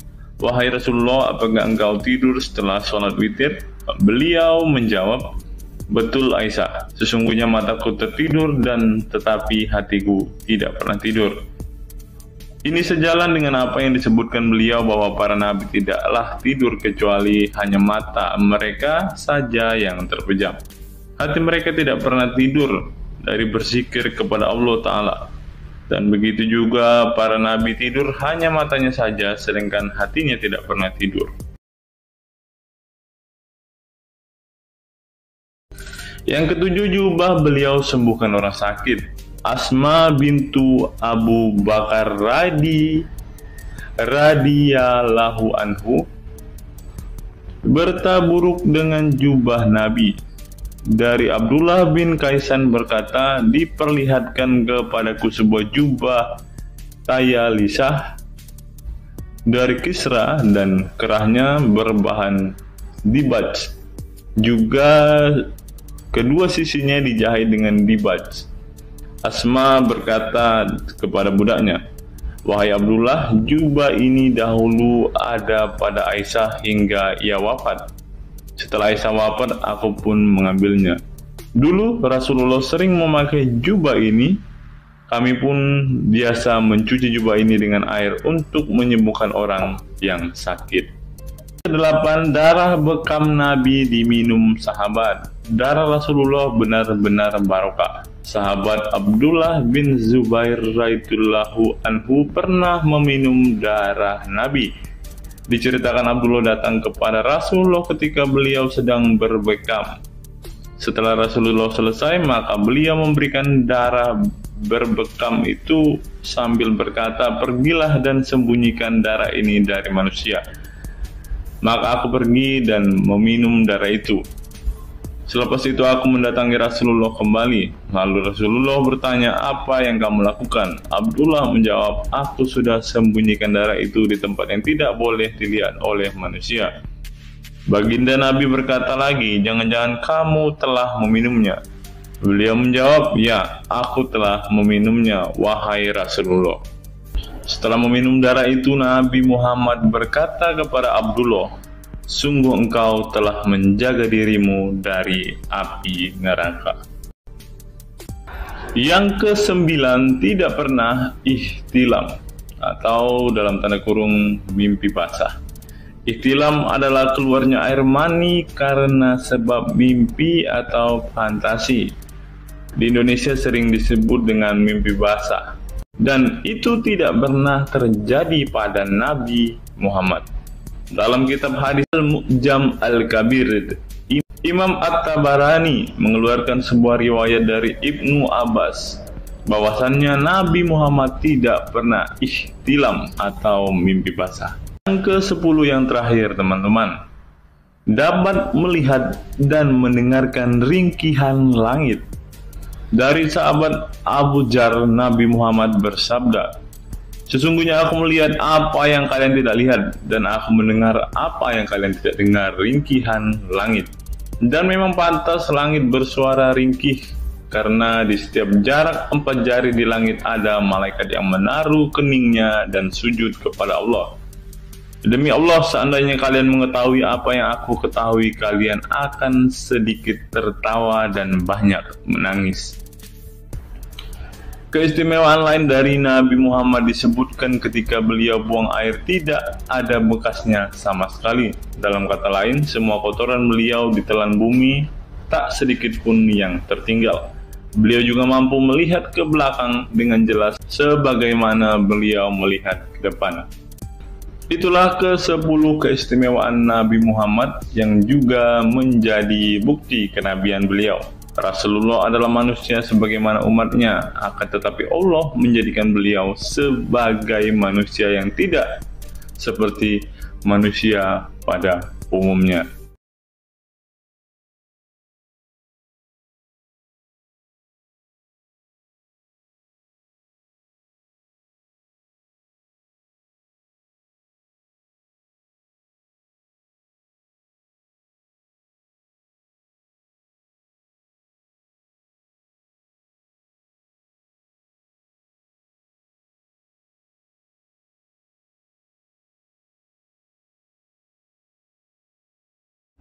Hari ini kita akan menyimak sebuah kisah yang saya kutip dari sebuah artikel yang akan menggemparkan kita semua. Karena kisah ini berisi sebuah cerita tentang para sahabat Nabi Muhammad yang katanya masuk surga. Bagaimana mungkin para sahabat ini bisa masuk surga? Sedangkan junjungan mereka sendiri pun tidak mempunyai kepastian surga. Seperti yang diungkap Bapak Quraisy Shihab berikut ini. Tidak benar, saya ulangi, tidak benar bahwa Nabi Muhammad sudah dapat jaminan surga. Mendengar apa yang dikatakan Bapak Quraisy Shihab tadi, jelaslah bahwa Rasulullah pun tidak pasti masuk surga. Bagaimana mungkin para sahabat masuk surga jika sang junjungan sendiri tidak punya kepastian surga? Memang sedikit aneh sih teman-teman. Nabi tidak pasti masuk surga, tapi para sahabat masuk surga. Mungkinkah para sahabat lebih baik dari sang Nabi? Untuk itu, mari kita simak kisah para sahabat Nabi berikut ini dan temukan alasan mengapa mereka bisa masuk surga. Kisah sahabat Nabi Muhammad SAW yang dijamin masuk surga oleh Allah SWT. Semua manusia pasti menginginkan masuk surga Allah SWT, namun tidak semua jiwa bisa masuk surga. Ada banyak tantangan dan perjalanan yang sangat panjang yang harus dihadapi umat Islam hingga mendapat kesempatan ala SWT untuk masuk surga. Itu juga belum tentu langsung masuk surga. Mungkin harus ke neraka untuk menghapus dosa-dosa terlebih dahulu. Meski demikian, kita bisa belajar dari kisah sahabat Nabi Muhammad SAW yang dijamin masuk surga Allah. Mereka tidak begitu saja mendapat tempat yang keindahannya kekal abadi. Berbagai ujian keimanan dan fisik dalam mengarungi kehidupan mereka di jalan Allah SWT. Siapa sajakah sahabat Nabi SAW yang dijamin masuk surga? Simak selengkapnya dalam ulasan berikut ini. Kisah sahabat Nabi Muhammad SAW yang dijamin masuk surga. Dalam sebuah hadis terdapat 10 sahabat Nabi SAW yang masuk surga. Hadis tersebut berasal dari Abdurrahman bin Auf radhiyallahu anhu. Ia berkata, Rasulullah Shallallahu Alaihi Wasallam bersabda, adapun kisah 10 sahabat Nabi yang dijamin masuk surga yang dikutip dari buku biografi 10 sahabat Nabi yang dijamin masuk surga karya Sujai Fadil 2020. Yang pertama, Abu Bakar As-Siddiq. Abu Bakar As-Siddiq dikenal sebagai manusia terbaik setelah Nabi Muhammad SAW. Beliaulah orang pertama yang beriman kepada Nabi SAW, menemaninya dan membenarkan perkataannya. Ketika Nabi Muhammad SAW meninggal dunia, beliaulah yang dipilih menjadi imam dan melanjutkan kepemimpinan sebagai khalifah. Yang kedua, Umar bin Khattab. Sahabat Nabi Muhammad SAW selanjutnya yang dijamin masuk surga adalah Umar bin Khattab. Dedikasi beliau kepada agama Islam sangatlah besar. Walaupun sebelum ia memutuskan untuk beriman kepada Nabi Muhammad SAW, ia ingin membunuhnya. Setelah masuk agama Islam, Umar bin Khattab menjadi orang yang paling berani dan mendapat gelar Al-Furuq yang memiliki arti pembeda antara yang benar dan yang salah. Yang ketiga, Utsman bin Affan. Utsman bin Affan merupakan saudagar kaya raya, namun kekayaan tersebut tidak membuatnya sombong, namun kebalikannya. Utsman menggunakan hartanya untuk zakat, sedekah, dan infak. Setelah meninggalnya Umar bin Khattab, beliau melanjutkan kepemimpinannya dan juga melanjutkan tugas untuk menyusun mushaf Al-Quran. Yang keempat, Ali bin Abi Thalib. Ali bin Abi Thalib merupakan sepupu dari Nabi Muhammad SAW, sehingga beliau banyak belajar Islam dari usianya sejak kecil. Ali bin Abi Thalib pernah ditinggal Nabi Muhammad SAW saat perang Tabuk untuk menjaga para wanita dan anak-anak. Setelah meninggalnya Utsman bin Affan, beliau meneruskan kepemimpinannya. Namun di masa kepemimpinannya banyak sekali pertentangan dan perpecahan kelompok dengan pemikiran masing-masing. Talhah bin Ubaidillah. Meski tak seterkenal para khulafaur rasyidin, namun beliau merupakan sosok perlindung bagi Nabi Muhammad dalam perang Uhud dengan menangkis anak panah dengan tangannya hingga kehilangan jari-jarinya. Selain itu, Talib bin Ubaidillah disanjung karena kebaikan hati dan sedekah beliau. Yang keenam, Zubair bin Awam. Zubair bin Awam merupakan orang pertama yang berani mencabut pedangnya di jalan Allah SWT saat ia menduga ada orang musyrik yang sewenang-wenang kepada Nabi Muhammad SWT. Perjuangannya untuk masuk ke Islam tidaklah mudah. Beliau sempat disiksa oleh pamannya sendiri agar tidak mengikut Nabi Muhammad SAW. Yang ketujuh, Abdurrahman bin Auf. Abdurrahman bin Auf merupakan seorang saudagar yang kaya raya. Walaupun seorang yang berlimpah harta, beliau banyak menggunakan hartanya untuk kaum muslimin. Ketika mendengar bahwa dirinya akan masuk surga, Abdurrahman bin Auf khawatir apakah layak masuk surga dan merasa dirinya bukanlah siapa-siapa. Yang kedelapan, Sa'ad bin Abi Waqqas. Sa'ad bin Abi Waqqas merupakan paman Nabi Muhammad SAW dari ibunya. Ketika mendengar Islam di Mekah, Sa'ad langsung menghampiri Nabi Muhammad SAW untuk beriman kepada Allah SWT dan Rasulnya. Sa'ad bin Abi Waqqas merupakan orang pertama yang meletakkan anak panah di jalan Allah SWT. Beliau juga dipilih menjadi komandan perang Qadisiyah dan diangkat menjadi gubernur Kufah di masa kepemimpinan Utsman bin Affan. Yang kesembilan, Sa'id bin Zaid. Apabila seseorang yang mampu membuat Umar bin Khattab yang keras bisa masuk ke dalam Islam, beliau adalah Sa'id bin Zaid dan istrinya Fatimah bin Khattab. Beliau mengadakan pertemuan di Darul Arqam dan sebelumnya menyampaikan dakwah di dalamnya. Sa'id bin Zaid tidak pernah absen dari peristiwa penting dan peperangan bersama Nabi Muhammad SAW kecuali di perang Badar. Yang ke-10, Abu Ubaidah bin Jarrah. Abu Ubaidah bin Jarrah merupakan seorang sahabat Nabi Muhammad yang lemah lembut namun cekatan. Beliau termasuk salah satu generasi pertama yang masuk Islam. Ketika perang Uhud, 2 gigi depannya copot, malah tampilan dirinya makin bagus. Giginya ompong dikarenakan ia mencabut 2 rantai yang masuk melalui lubang kancing topi besi di wajah Nabi Muhammad SAW karena terkena tebasan.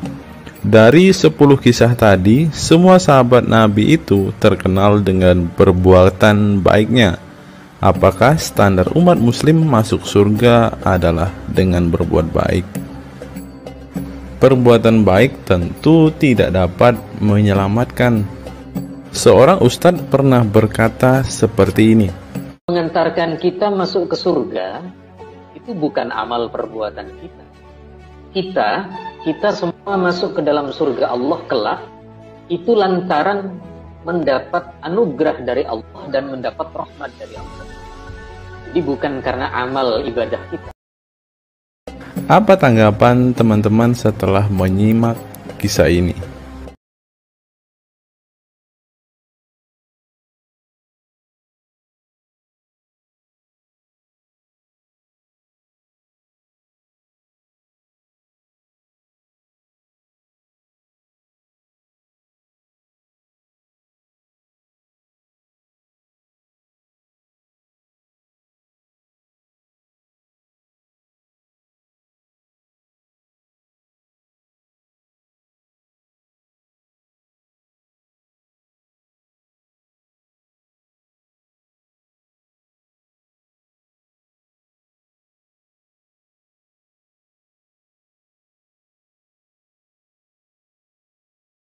Saya teringat dengan satu perkataan seorang ustadz, teman-teman. Ustadz ini mengatakan bahwa memang benar saudara-saudara muslim kita itu hanya suka membaca Al-Quran, suka berbahasa Arab, tetapi pada kenyataannya mereka ini, teman-teman, ternyata adalah orang-orang yang tidak paham sama sekali dengan apa yang mereka baca, teman-teman.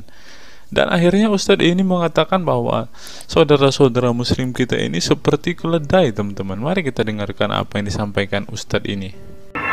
Kita bangga menghafal Al-Quran tapi tidak memahami Al-Quran. Senang mengulang berbahasa Arab tapi tidak mengerti bahasa Arab.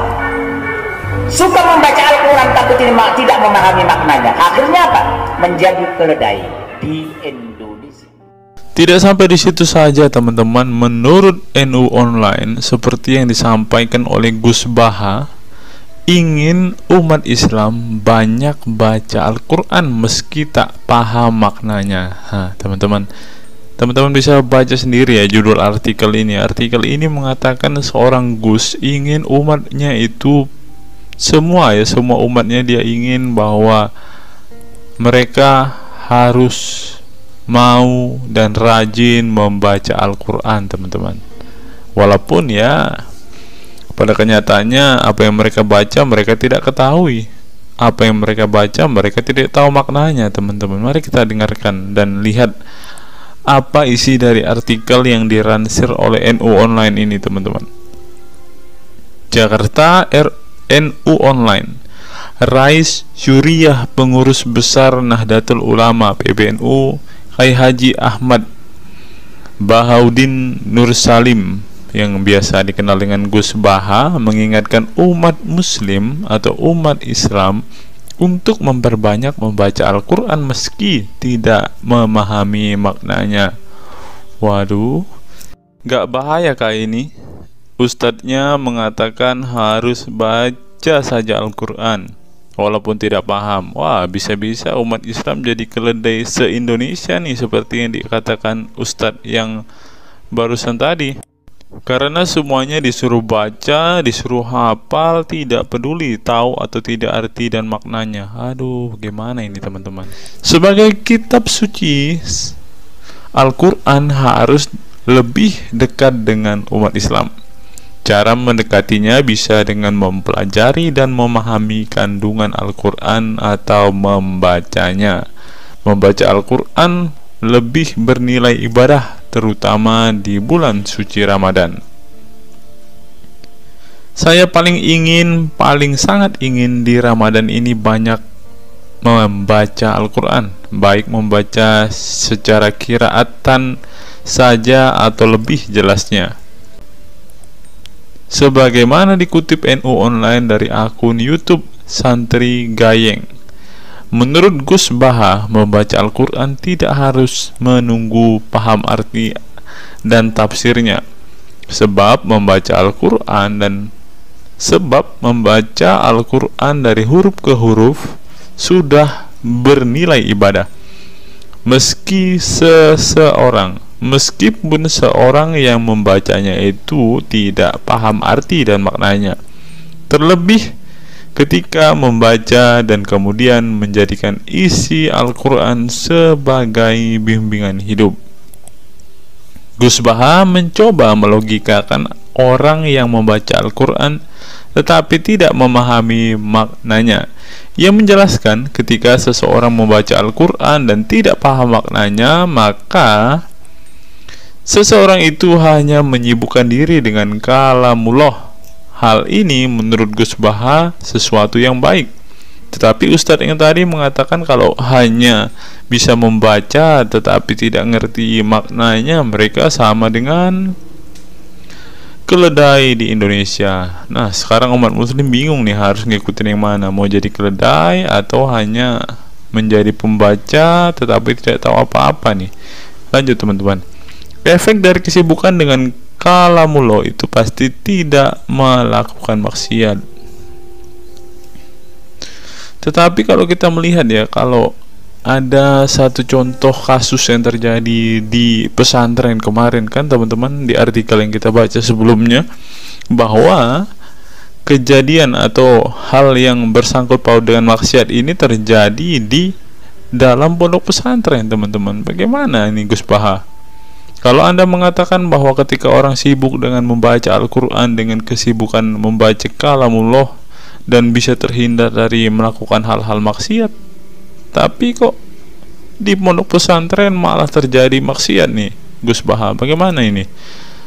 Lanjut, saya beri contoh, meskipun membaca saja dan tidak paham artinya, itu tetap baik. Ada orang yang semalaman itu duduk bersama keluarga, ngobrol ringan tentang masa lalu, cerita lucunya atau lucunya anaknya. Pada malam itu ditulis oleh malaikat bahwa keluarga ini tidak maksiat, tidak dugem, tidak narkoba, dan tidak ke tempat maksiat, jelasnya. Gus Baha mengatakan keberkahan dari seorang muslim atau muslimah menyibukkan diri bercengkrama bersama keluarga, asik guyon dengan teman dan tetangga adalah tidak melakukan maksiat dan tidak macam-macam, apalagi jika saat itu membaca Al-Quran.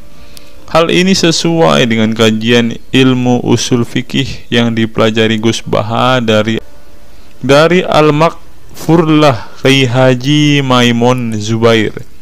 Ia menegaskan bahwa di antara kebaikan agama Islam adalah meninggalkan itu adalah pekerjaan yang tidak butuh modal.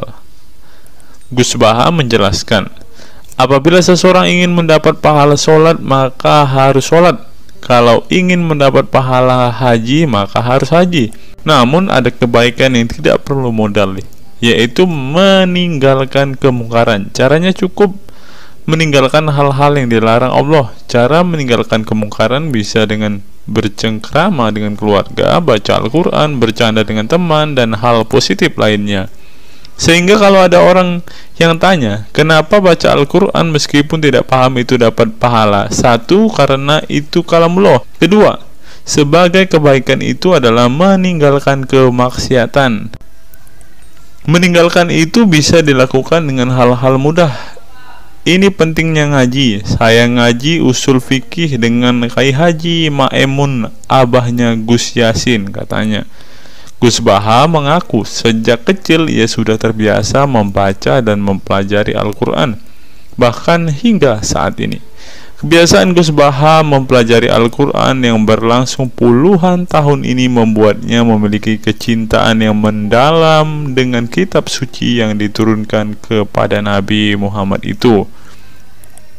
Ia juga membaca banyak literatur klasik maupun modern untuk memahami Al-Quran. Kemudian melakukan diskusi dengan banyak pakar Al-Quran dari berbagai daerah dan negara tentang berbagai tema.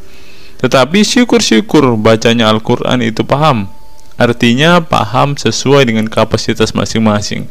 Saya mulai kecil hingga sekarang masih ngaji Al-Quran, masih belajar, juga masih terus mencari ilmu. Ucap pengasuh pondok pesantren Tahfidzul Quran LP3 IA Rembang, Jawa Tengah itu.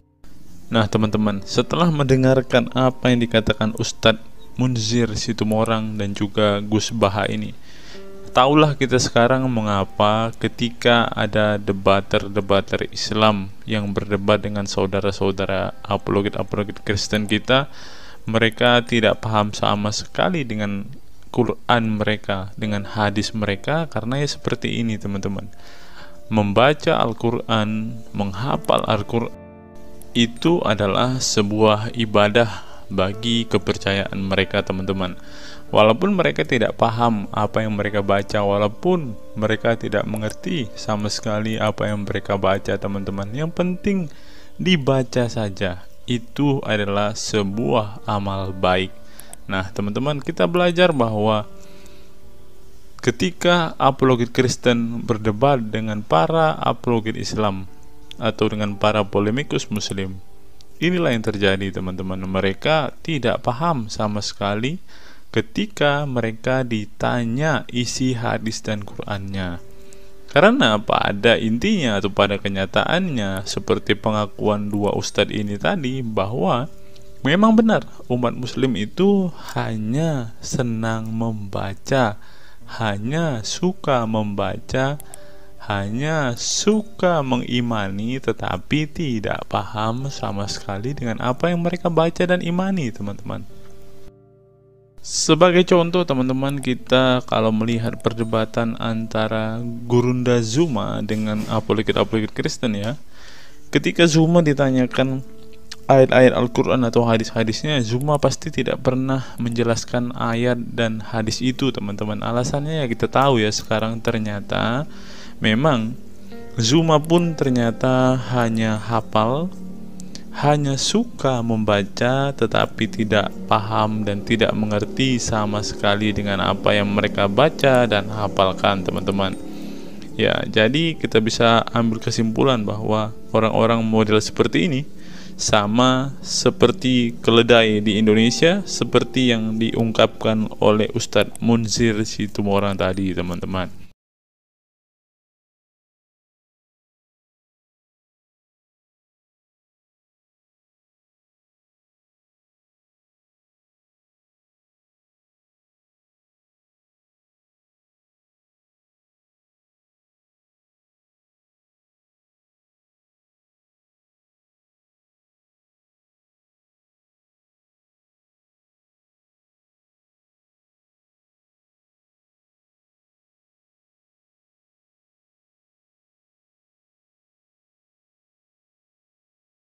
Fenomena pemurtadan dan kelompok Islam radikal.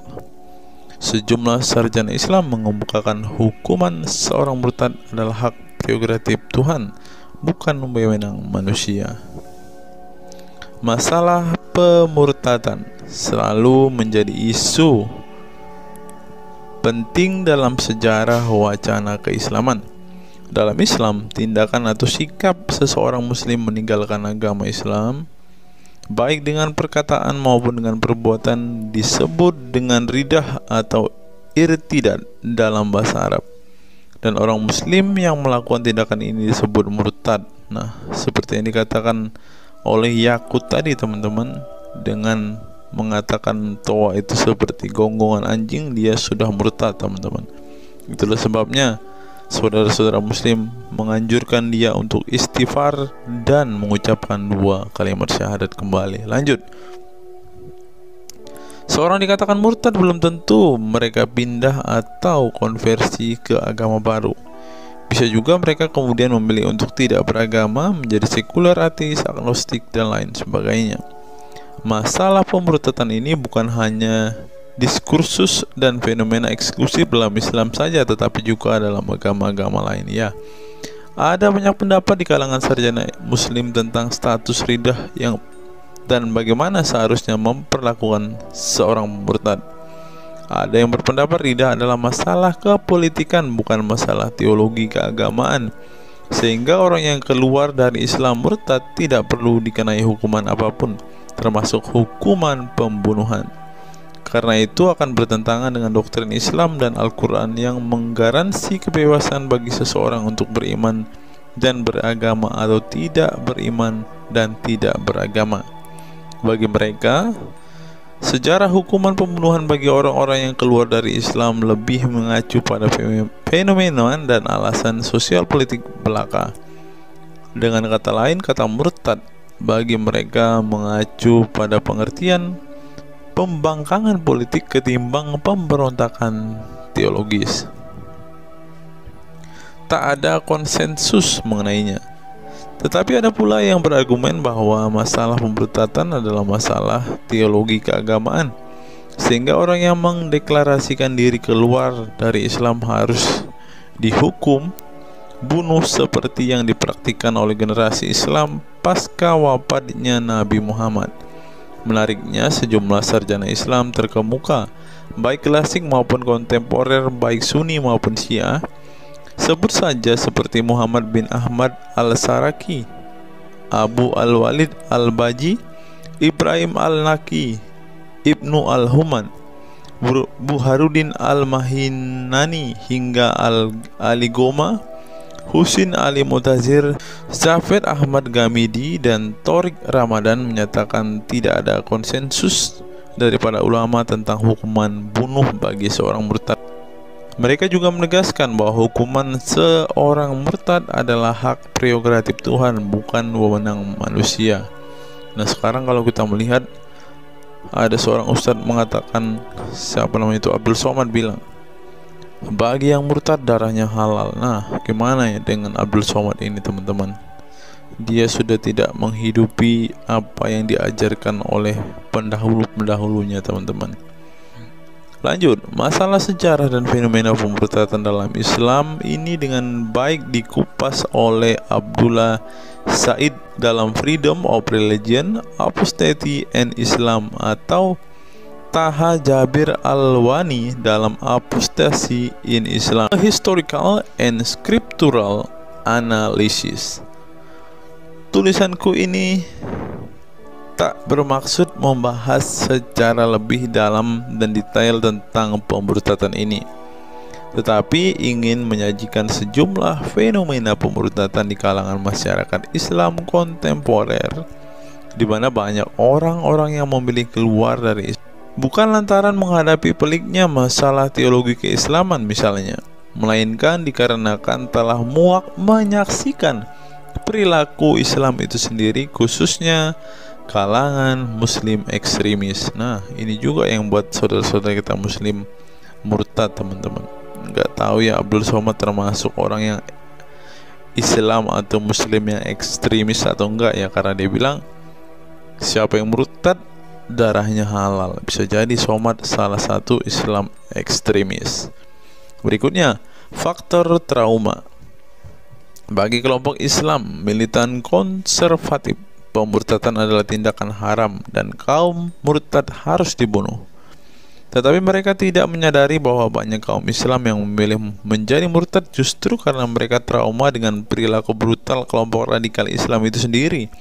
Lihat misalnya penuturan sejumlah mantan muslim dalam buku Living Islam, Apostate Speak Out, yang diedit oleh Ibnu Warak, nama samaran, seorang pensiunan Islam kelahiran Rajkot, India.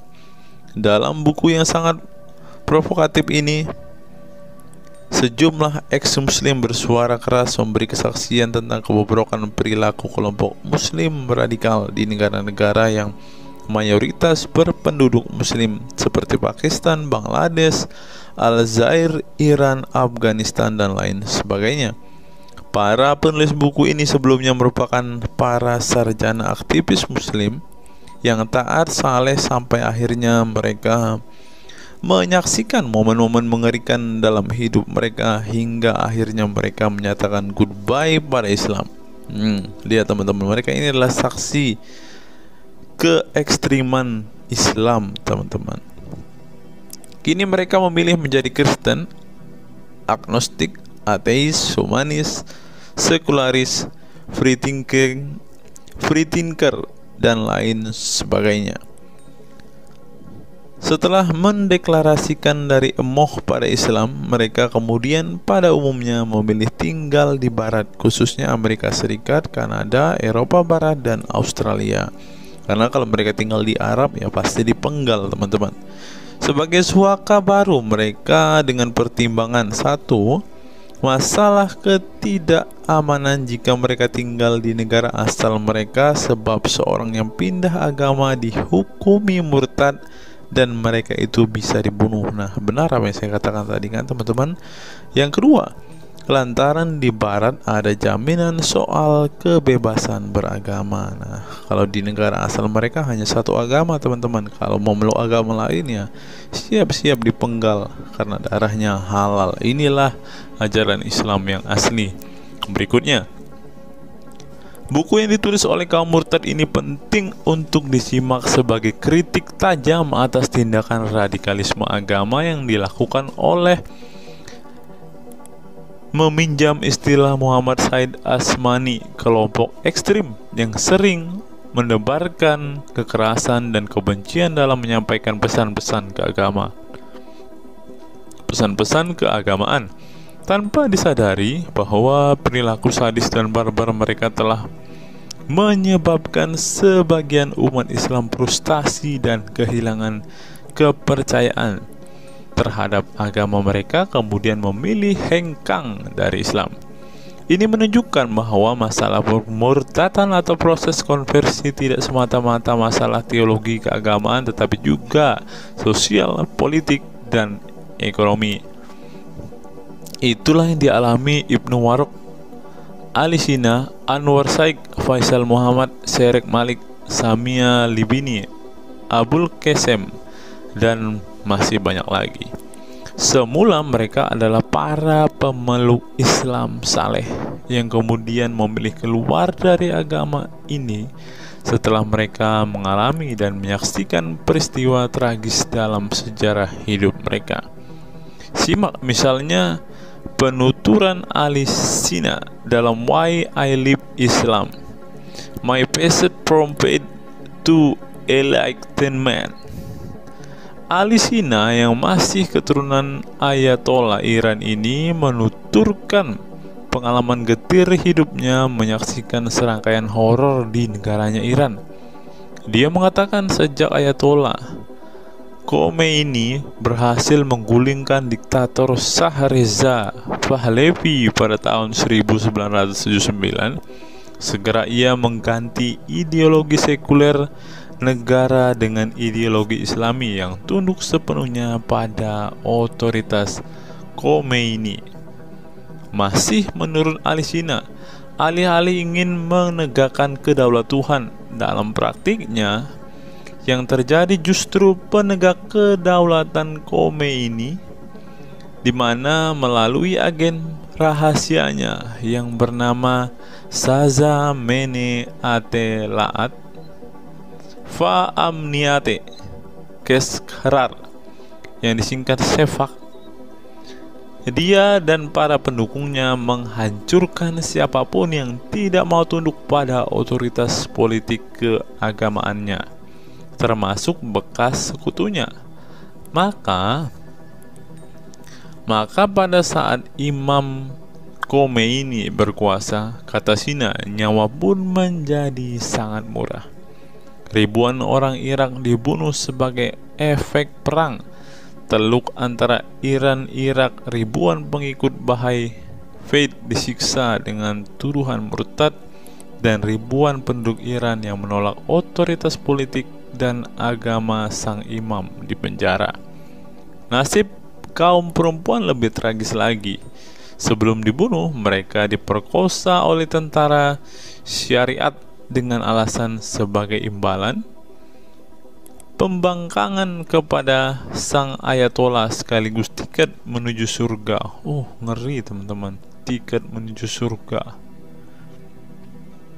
Peristiwa tragis semasa rezim Khomeini ini membuat Ali Sina trauma dan kehilangan kepercayaan terhadap Islam sehingga ia memilih murtad.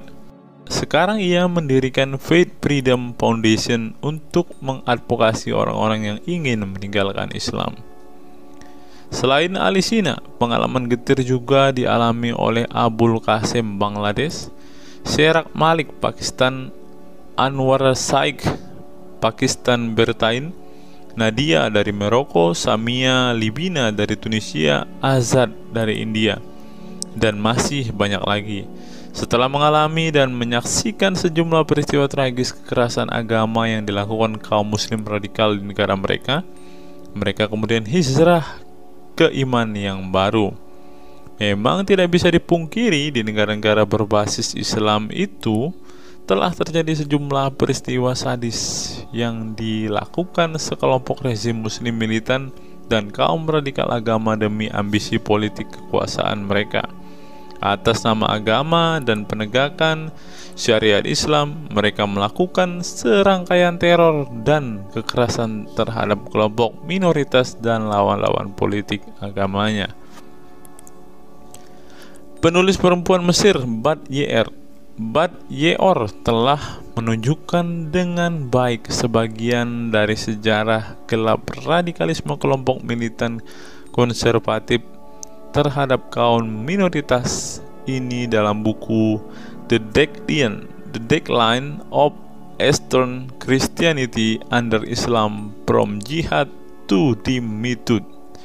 Dalam buku ini, dia berpendapat bahwa konsep dhimmi, khususnya Kristen dan Yahudi yang secara literal mengacu pada definisi protected people, orang-orang yang dilindungi, dalam realitasnya justru menjadi kelompok yang diperas, dieksploitasi karena di samping dipaksa membayar pajak pada pemerintah, mereka tidak pernah menikmati hak-hak sipil sebagai warga negara.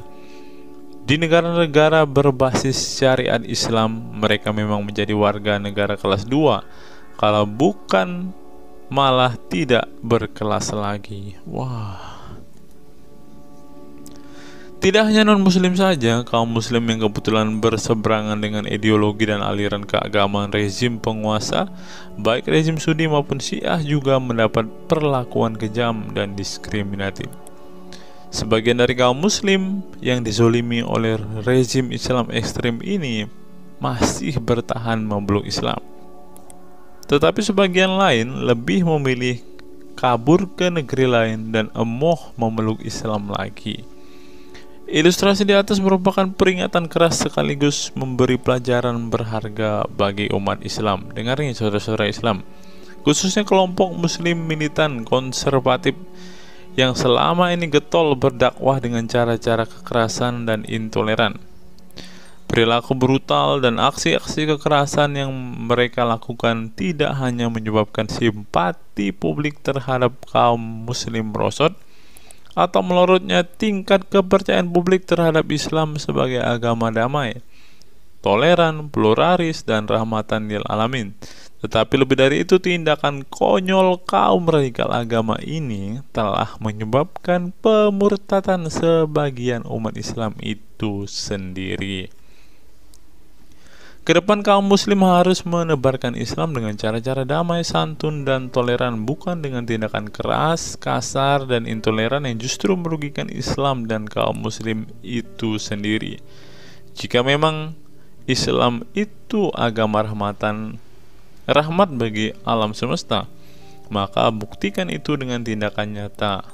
Wallahu alam bishawab. Nah, itulah fakta-fakta yang bisa saya sampaikan pada kesempatan hari ini, teman-teman. Kiranya fakta-fakta ini dapat membuat kita semua sebagai umat Kristen semakin bersemangat berdoa, terlebih memberitakan Injil kepada saudara-saudara muslim kita yang benar-benar rindu, yang benar-benar ingin dan haus mendengarkan kabar baik, teman-teman.